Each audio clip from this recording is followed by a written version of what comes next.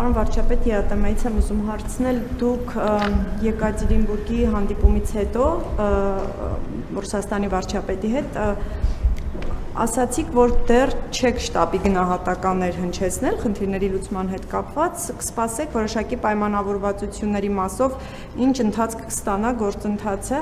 Անցած շաբաթ դուք ԵԱՏՄ-ում էիք եւ դրանից հետո էլ հայտարարությունները, որ հնչում են Ռուսաստանից առնվազն, այն մասին չեն, որ խնդիրների լուծման հեռանկարը նշмарվում է։ Ինչու չի հաջողվում ի վերջո հասնել խնդիրների լուծմանը, հիմա կարող եք ինչ-որ գնահատականներ տալ ստեղծված իրավիճակին, որովհետև ինչպես տեսնում եք, ռուսական կողմից շարունակում են պնդել այդ հանրաքվեի օրակարգը եւ ինչպես եք վերաբերվում նաեւ այն հանգամանքին, որ փոխարտգործնախարարը Ռուսաստանի ասում է, եթե հանրաքվեն չլինի, ըստ էության անդամ պետությունները ինչ որ որոշում կայացնելու խնդրի առաջ կկանգնեն, ձեզ հասկանալի է ինչ որոշում դա կարող է լինել եւ ինչպես է Հայաստանը պատրաստվելու այդ հնարավոր որոշմանը եւ երկաթուղու մասով հարցնեմ, դուք ձեր վերջին ճեպազրույցում արված հայտարարությունը, որ երկաթուղու կառավարման փոփոխությունը այլընտրանքային օրակարգ չունի, ըստ էության արձագանքներ ստացվեց նաեւ ռուսական կողմից կրկին, այստեղ մի չգիտեմ,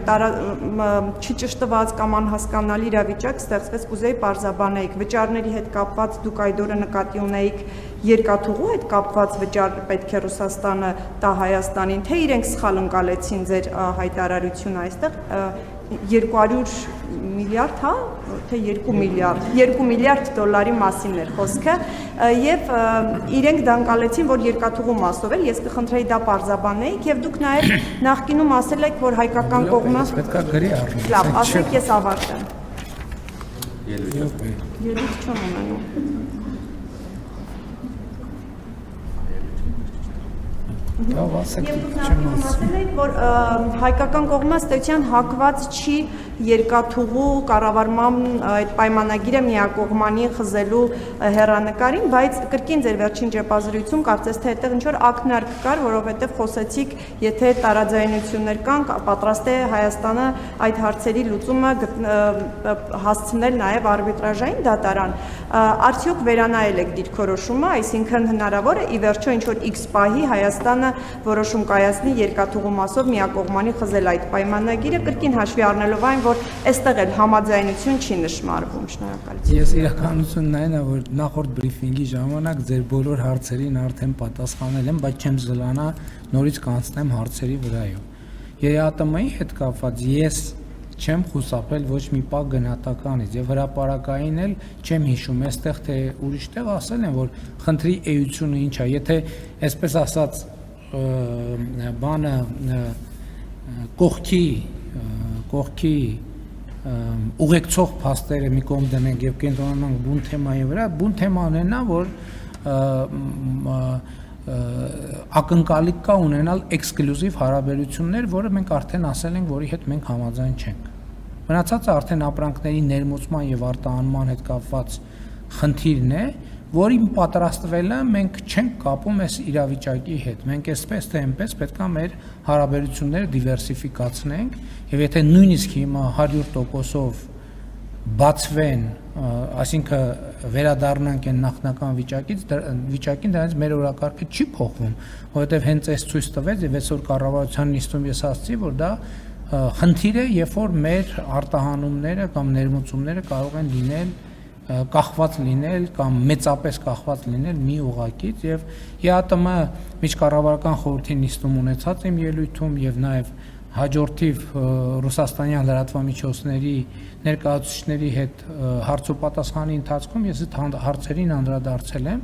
Ինչ վերաբերում է երկաթուղու հետ կապված իրադրությանը, մենք այդտեղ ուզում ենք բարեկամական լուծում,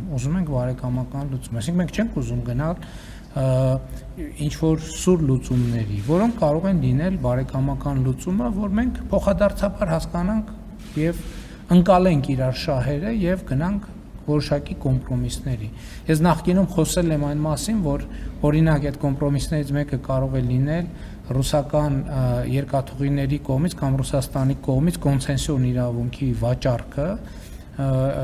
բայց այդ վաճառքը կարող է լինել ամբողջական, կարող է լինել մասամբ, այսինքն ինչ որ որոշակի բաժնետիրական որոշակի կոնֆիգուրացիաներ կարող են լինել,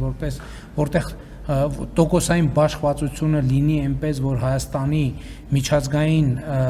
տրանսպորտային ցանցին ինտեգրվելու այս պատմական հնարավորությունը չխոչընդոտի եւ այլն եւ այդպես շարունակ եւ ես դա նկատի ունեմ ինչ վերաբերում է 2 միլիարդի հետ կապված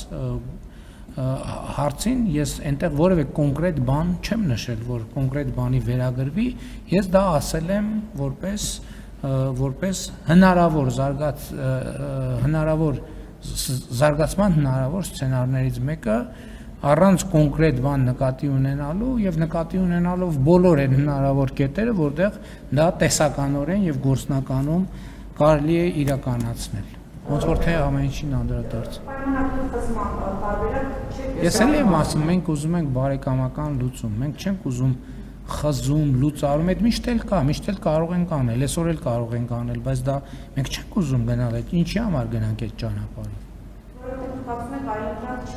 Այո, այլընտրանք ինչին չկա։ Հարգելի գործընկերներ, ասում եմ մենք թեման լավ հասկանանք։ Մենք ոչ մի եւ ես էլ բնականաբար ոչ մի բան չունեմ Հայաստանի երկաթուղին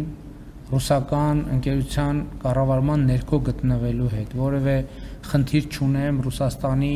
ընդհակառակը հարգանքով եւ ըմբռնումով են վերաբերվում Ռուսաստանի շահերին։ Խոսքը ուրիշ բանի մասին է։ Խոսքը նրա մասին է, որ այսօր հաստատված իրավիճակը խոչընդոտում է, որպեսզի մենք իրացնենք մեր պատմական հնարավորությունը,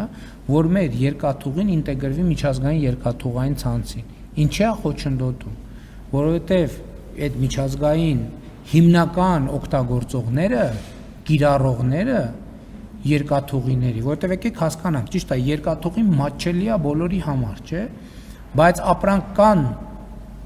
երկրներ եւ երկրների խմբեր, որոնք այդ երկաթուղու օգտագործման ըստ էության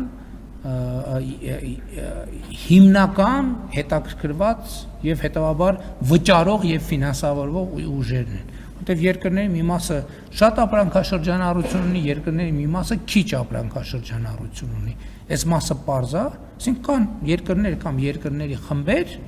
ովքեր վճարում են եւ այդ ծառայությունը ստանում են երկաթուղուց օգտվելով։ Հիմա նրանք, ովքեր հիմնական կիրառողներն են եւ օգտվողներն են միջազգային լոգիստիկ ծառայություններից, իրանք մեզ ասում են եւ ակնհայտ է եւ ոչ միայն ասում են բանավոր, այլ մենք տեսնում ենք, օրինակ ներդրումային հետաքրքրություն այդ հատվածում չեն ցուցաբերում։ Մենք մարդկանց ասում ենք, բայց այստեղ հնարավորություններ կան, մենք ենք առաջարկում, իրենք խուսափում են այդ թեմայից։ Եվ մենք արդյունքում հասկանում ենք, որ դրա պատճառն է, որ մեր երկաթուղին գտնվում է ռուսական կոնցեսիայի ներքո։ Եվ մեր խնդիրը Ռուսաստանի հետ չի։ Մենք Ռուսաստանի հետ խնդրեմ չունենք։ Մեր խնդրեմը այն իրավիճակի մեջ է, որ մենք հերթական անգամ կարող ենք բաց թողենք պատմական հնարավորությունը ինտեգրվել միջազգային տրանսպորտային ցանցին։ Այս է խնդիրը։ Մենք ռուսական կոնցեսիայի հետ ոչ մի խնդրեմ չունենք։ Այստեղ խնդիրն այն է, որ նրանք, ովքեր այդ երկաթուղուց օգտվելու պոտենցիալ շահառուներն են եւ ըստ էության օգտագործման ծավալի առյուծի բաժինը իրանք են օգտագործում։ Մենք տեսնում ենք, որ իրանք չեն օգտվում, իրանք ուրիշ տեղեր են փնտրում էլի Հայաստանը շրջանցելու։ Եվ մենք ասում ենք, ինչ եք շրջանցում Հայաստանը։ Եվ հասկանում ենք, որ հիմնական պատճառն է դա եւ դրա համար մենք գնացել ենք Ռուսաստան, մեր գործընկերներին բարեկամաբար ասել ենք, հարգելի բարեկամներ, մենք sense խնդիր ունենք։ Եկեք լուծում գտնենք այդ խնդրին։ Մենք ուրիշ բան չենք ասել, բայց արդեն ֆորմատից դուրս եք գալիս։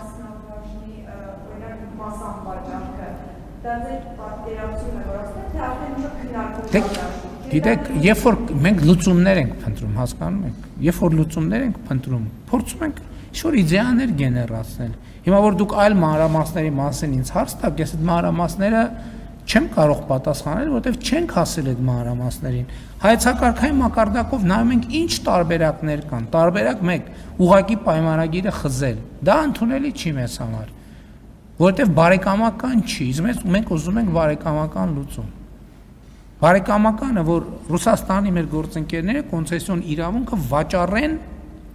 երրորդ կողմին շուկայական նորմալ գնով։ Ընդ որում նաև փորձագետներ կան արդեն գնագոյացում, գներ են ասում, որ օբյեկտիվորեն ինչ կարող է արժենալ դա, որ բավականին ծանրակշիռ գումարը հաշվի առնելով նաև այս ընթացիկ իրավիճակները։ Մենք նայում ենք լավ այդ տարբերակը զգում ենք, որ գուցե Ռուսաստանի գործընկերները քանել հարմարավետ չի։ Հետո նայում ենք, ասում ենք, իսկ կա տարբերակ, որ իրանց խնդիրն է massամբ լուծի, մեր խնդիրն էլ massամբ լուծի։ Հետո տեսնում ենք, որ փորձագետների հետ էլ ենք չի աշխատում, որ ասում ենք լուծում, մի հատ տեսեք ինչ լուծում կա։ Գալիս են ասում ենք, արա սենց տարբերակը լինի, որովհետև այդ կառավարումը կամ ինչ որ ուրիշ մոդել դրվի,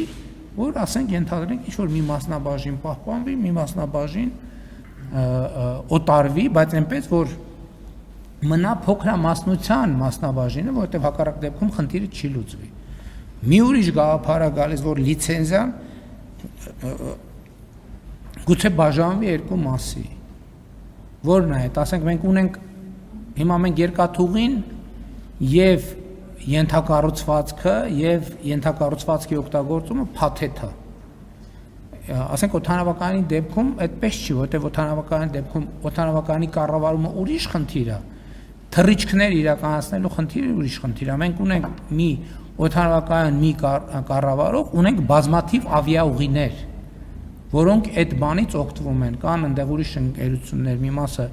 բորդ սնունդ, առևտուր եւ այլ, գուցե տենց մոդելները հնարավոր է կիրառել։ Մտածում ենք դրա ուղղությամբ եւ այլն եւ այլն։ Ես նկատի ունեմ, մենք տենց ստատիկ կանգնած չենք, որ մենք այս հայտարարել ենք եւ հայտարարել ենք։ Այսինքն աշխատանք է տեղի ունենում, հասկանանք որտեղ այն կետը, որտեղ մենք կարող ենք այդ բարեկամական լուծում գտնել։